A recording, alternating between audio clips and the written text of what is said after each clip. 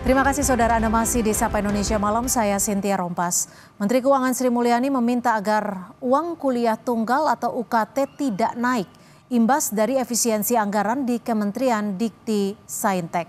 Sebelumnya Menteri Dikti Saintek menjabarkan ada pemangkasan hingga 50% pada anggaran bantuan lembaga untuk perguruan tinggi. Kebijakan efisiensi anggaran memiliki dampak yang cukup luas. Salah satunya aspek yang terancam adalah pos pendidikan. Dipangkasnya anggaran bantuan operasional perguruan tinggi negeri dikhawatirkan berdampak pada naiknya uang kuliah tunggal atau UKT.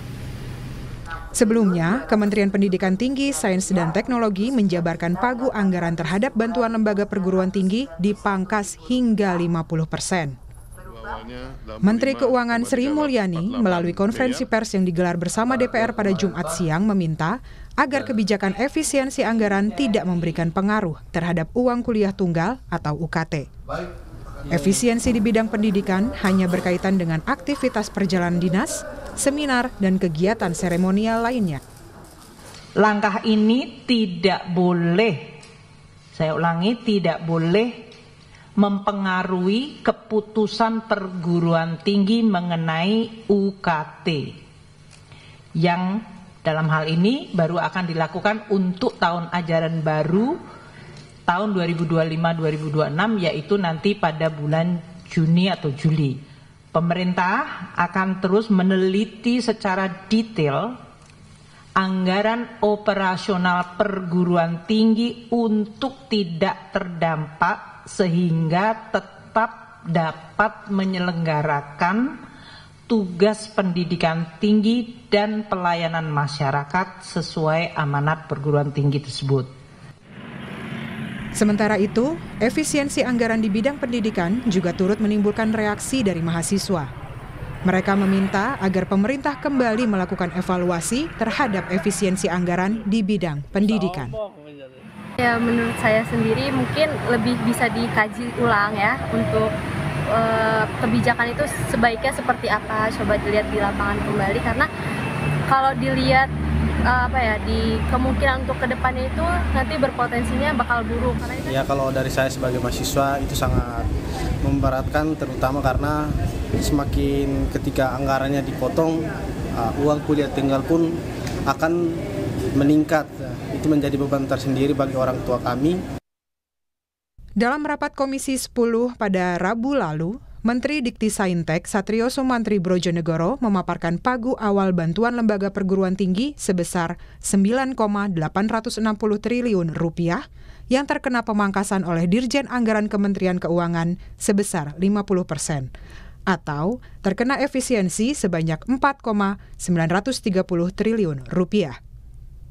Sementara itu, untuk pagu awal bantuan operasional perguruan tinggi negeri atau BOPTN semula senilai 6,018 triliun rupiah juga terkena pemangkasan sebesar 50% atau dikurangi 3,009 triliun rupiah. Mendikti Saintek Satrio Sumantri Brojonegoro meminta agar anggaran dikembalikan ke dana pagu awal, khususnya untuk bagian bantuan lembaga.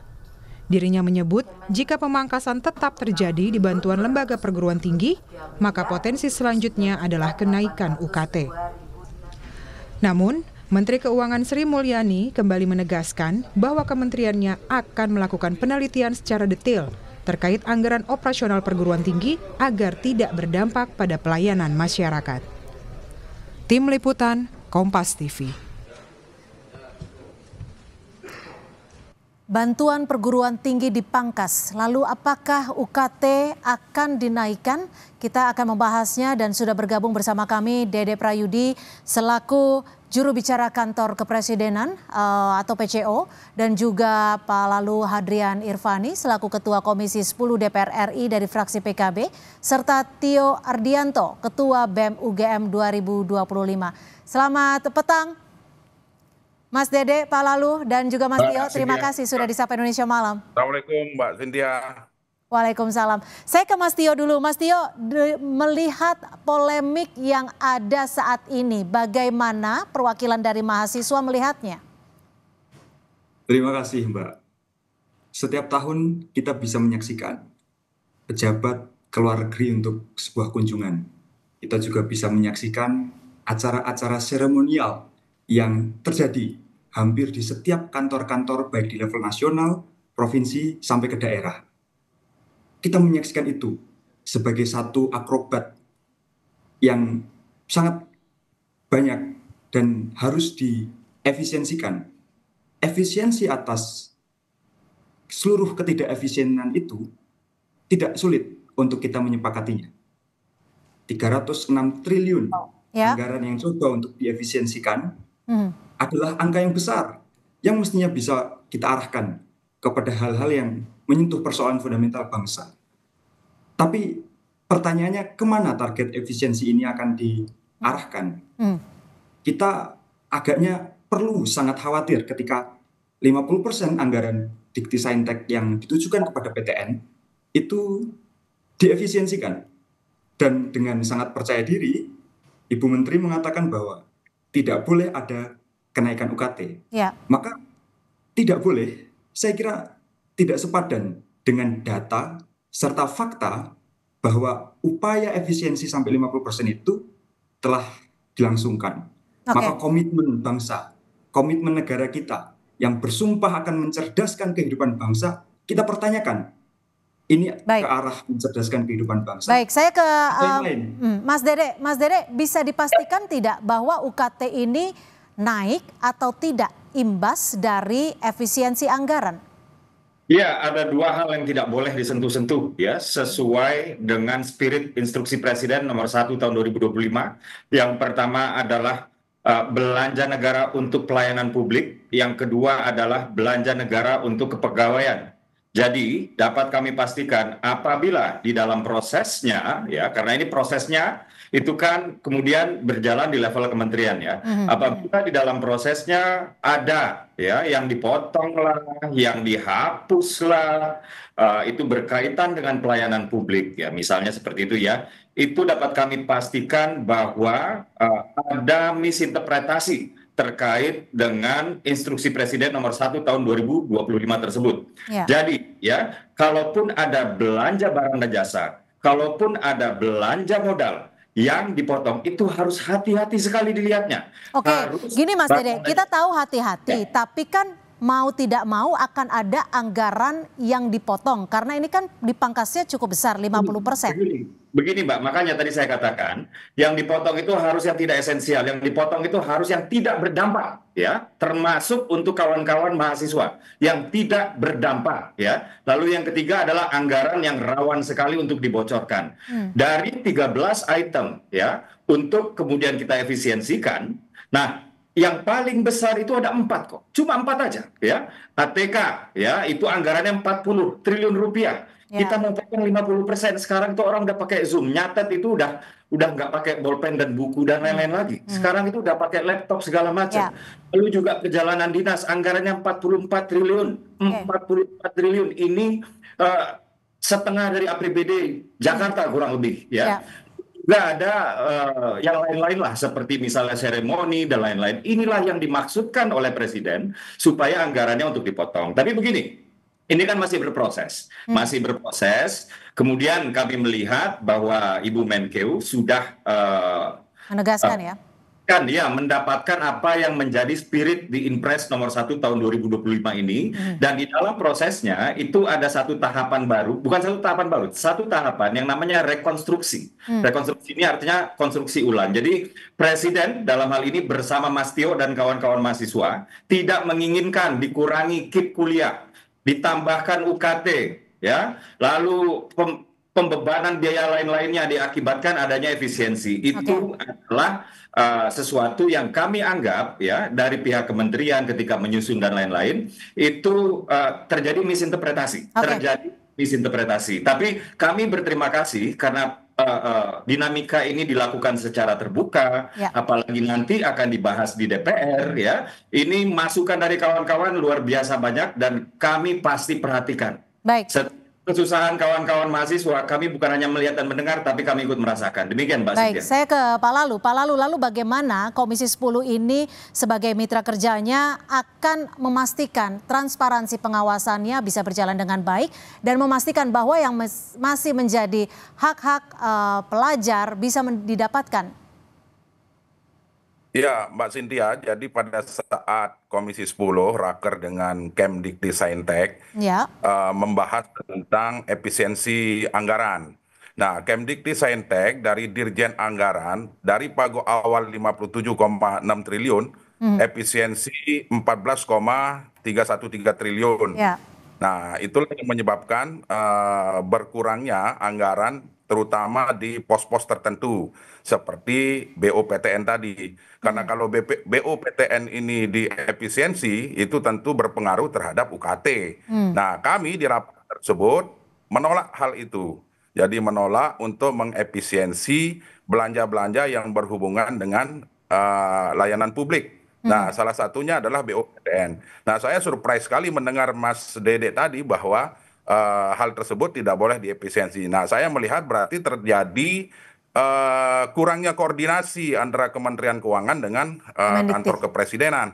Ya, tentu kami berharap agar komunikasi ini bisa berjalan dengan baik sehingga interpretasi ke masyarakat, khususnya ke dunia pendidikan kita, tidak salah terhadap efisiensi ini. Yang jelas, ketika berpatok pada Inpres nomor 1 tahun 2025 tersebut, kami di Komisi 10 berharap agar dana di dunia pendidikan kita ini tidak terimbas oleh efisiensi. Contoh misalnya seperti tadi BOPTN itu, awalnya kan 6 triliun, oleh Direktorat Jenderal Anggaran itu dipotong 4 triliun itu.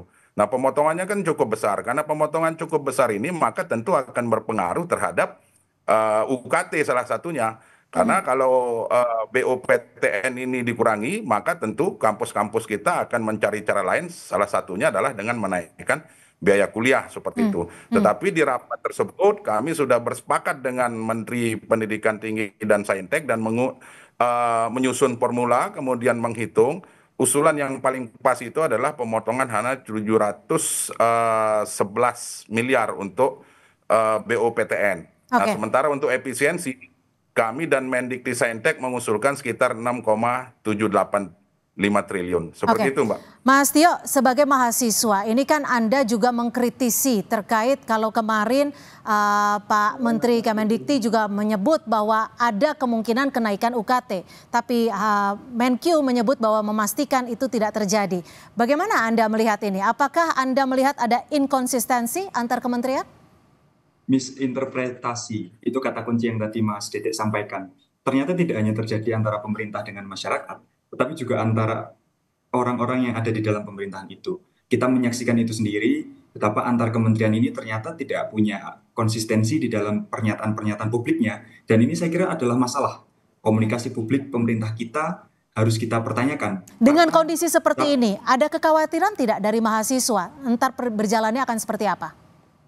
Kita akan selalu berbasis pada fakta bahwa efisiensi di dalam dunia pendidikan itu akan dilakukan, dana bantuan lembaga di dalam PTN itu akan dilakukan, itu adalah fakta bahwa secara keuangan artinya PTN-PTN akan berkurang.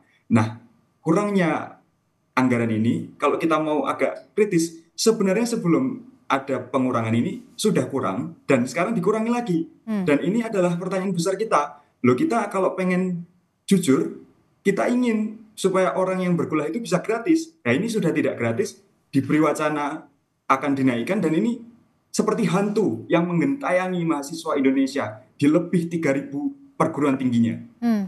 Jadi ada kekhawatiran dan ketakutan juga ya.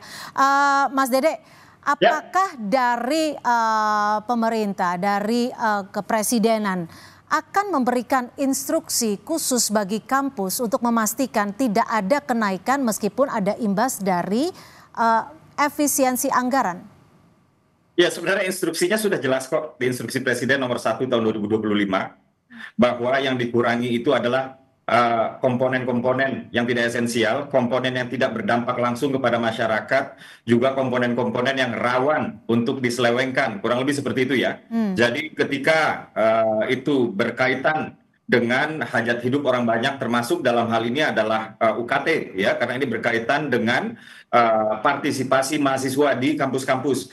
Ini seharusnya bukan menjadi komponen yang tidak dianggap esensial. Ini seharusnya bukan menjadi komponen yang tidak dianggap tak berdampak, juga tidak dianggap sebagai komponen yang rawan penyelewengan gitu. Jadi tapi ini kan prosesnya belum selesai. Prosesnya belum selesai, artinya ada proses rekonstruksi ya, lalu juga nanti uang yang berhasil kita efisiensikan sebesar 306 triliun ini nanti akan dibahas bersama DPR lagi, bersama Pak Lalu Hadrian lagi nanti ya, terkait dengan pendidikan.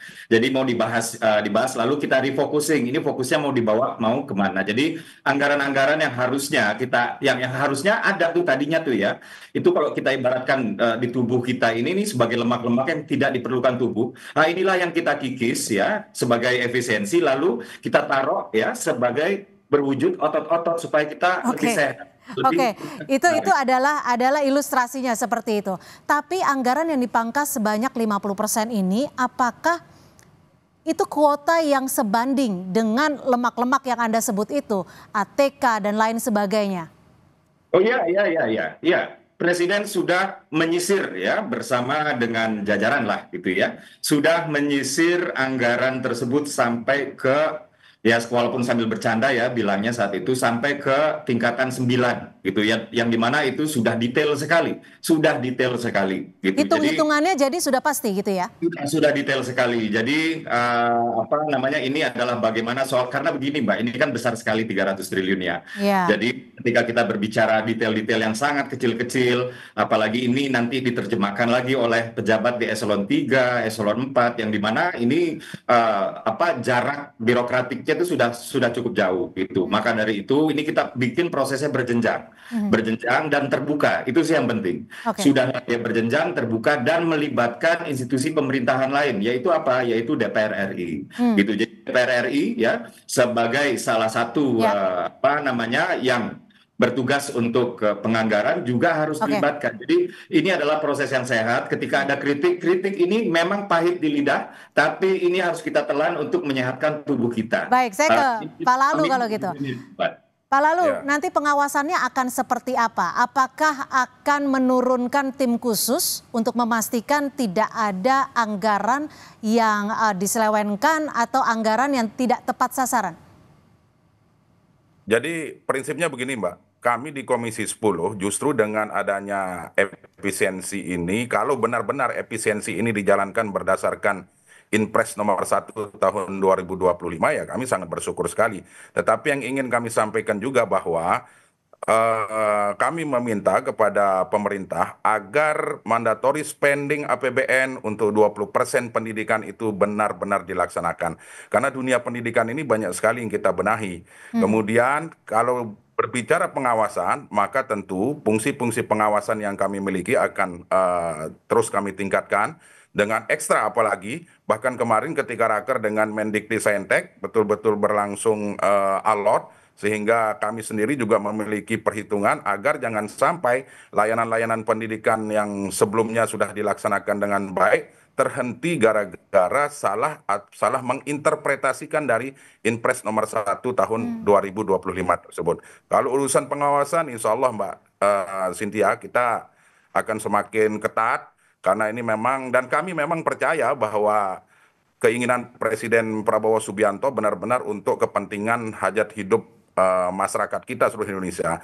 Jadi Inpres itu kan sejatinya adalah menyisir program-program yang tidak ada kaitannya dengan kesejahteraan masyarakat. Nah, urusan kuliah ini kan juga urusan pendidikan, urusan kesejahteraan dan sebagainya. Makanya kami sangat ketat sekali kalau dalam hal pengawasan seperti itu. Mas Tio, terakhir mungkin, bagaimana nanti teman-teman mahasiswa memastikan bahwa anggaran-anggaran yang nantinya akan dipangkas ini tidak bersentuhan langsung dengan kegiatan belajar mengajar mahasiswa dan masa depan mahasiswa juga? Mohon maaf Mas Tio, mute audionya. Ketika ada isu saja bahwa UKT mungkin untuk dinaikkan, kami akan selalu terdepan untuk mengatakan penolakan. Maka tentu kita akan mengawal selalu efisiensi ini akan berarah kemana. Karena tentu efisiensi ini harus berpijak pada hal-hal yang sifatnya esensial dan harus konsisten sejak awal sampai akhir. Kita lihat saja, sejak awal konsistensi itu kan tidak ada. Misalnya dengan kegemukan kabinetnya, dengan terakhir ini penambahan staf sus baru yang tentu akan menambah anggaran. Nah ini sebenarnya adalah pertanyaan-pertanyaan yang saya kira tidak perlu dijawab, karena pada faktanya itu secara jelas-jelas bisa dilihat oleh mata dan data bahwa itu menambah anggaran. Maka efisiensi ini ternyata hanya berkutat pada hal-hal yang sekiranya tidak ada hubungannya dengan faktor-faktor politik. Ternyata di faktor-faktor politik efisiensi itu juga tidak dilakukan. Baik, saya ke Mas Dede terakhir. Apa jaminan dari pemerintah bahwa UKT juga hal-hal yang esensial tidak akan berdampak langsung bagi para pelajar termasuk mahasiswa? Jaminannya akan seperti apa? Jaminannya adalah instruksi Presiden nomor 1 tahun 2025 itu sendiri, bahwa Presiden sebenarnya begini, Presiden itu sedang berupaya untuk invest in human capital. Sekarang ini adalah saatnya Indonesia sedang berinvestasi besar-besaran untuk membangun sumber daya manusia Indonesia untuk mewujudkan generasi emas 2045. Bagaimana mungkin ketika komitmen politik, ketika komitmen finansial sudah kita taruh sebesar itu untuk pembangunan sumber daya manusia, kemudian kita justru membuat orang-orang makin susah kuliah. Kurang lebih seperti itu ya. Jadi inilah dia komitmen Presiden, dan ketika sekali lagi ketika ini masih berproses, kami berterima kasih kepada kawan-kawan di parlemen, kepada kawan-kawan mahasiswa, juga para jurnalis media yang terus mengawasi proses ini, sehingga proses ini berjalan dengan sehat. Ini adalah bagian dari demokrasi. Sebelum kebijakan itu diambil, public participation itu adalah hal yang sangat esensial, dan inilah yang sedang kita rasakan. Tapi Presiden menjamin bahwa Presiden tidak mau membuat susah hidup rakyat banyak, dan ini sudah pernah dilakukan ketika hanya menaikkan PPN 1% kepada barang-barang mewah saja. Demikian, Mbak Cynthia. Baik, artinya jaminannya adalah instruksi Presiden nomor 1 tahun 2025, dan mudah-mudahan ini bisa menjadi pegangan kita bahwa dipangkasnya anggaran bisa tidak berdampak bagi peningkatan pendidikan di tanah air. Terima kasih Mas Dede Prayudi, juru bicara dari Kantor Kepresidenan, dan juga terima kasih Pak Lalu Hadrian dari Komisi 10 DPR RI, dan Mas Tio Ardianto, Ketua BEM UGM 2025. Selamat malam.